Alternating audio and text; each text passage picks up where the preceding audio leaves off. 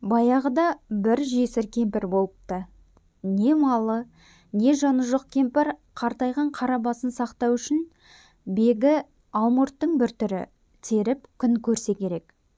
Күзге қарай әбден толысып піскен бегіні көптеп теріп, баптап кептіріп, келер жылға терімге дейін талғажау етеді екен. Сол әдетпен сүрлеп, кептіріп қойған кемпірдің екі қап бегін бірде ұрылар алып қашыпты. Күнелтіп отырған жалғыз ғана тамағын көз алдында алып кетіп бара жатқанын көрген кемпір, «Ойбай, бегім бер!»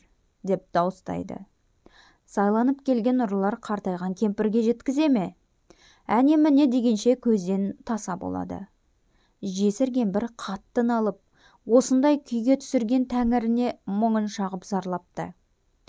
Кемпірдің зарын естіген бір күйші тебіріне толқып сыбызғыға салған екен дейді.